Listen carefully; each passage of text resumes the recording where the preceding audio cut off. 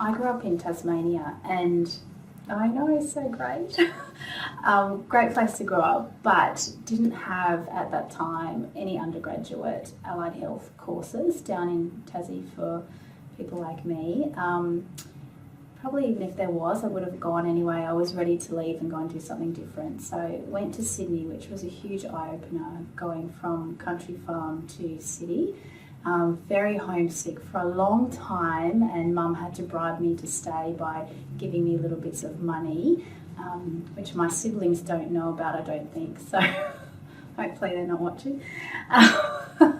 So Mum encouraged me to stay, and I did, but I did find the transition from country to Sydney really quite difficult to start with, and I always thought I would go straight back after I'd finished, but I didn't, because I then discovered I did want to do hand therapy, and I thought I'm better off staying and forging my career in some of the bigger hospitals than returning back to country life. So I stayed, and I ended up being in Sydney for a total of 10 years, which shocked myself and my family, and I still have not yet been home to Tassie.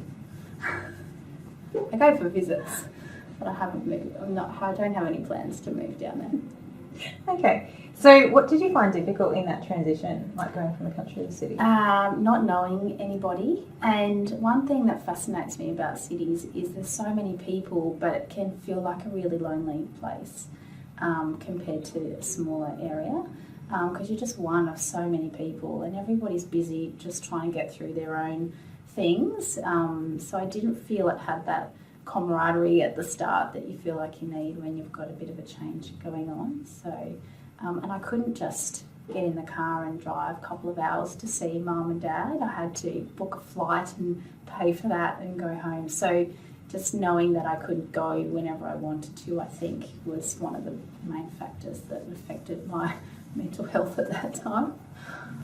And did it just sort of improve as you were at uni and made friends there and had a social network, that sort of stuff? Yeah. As soon as I made some friends and kind of got a bit settled and my grades were going okay, and I understood a little bit more about what the course was that I was even studying, and found some subjects that I really liked, which were things like anatomy, and I could kind of concentrate on those. And kind of as I got more friends and closer friends, the homesickness dropped off, and then I would go from ringing my family every day to maybe once a week when I got around to it. So the homesickness wears off.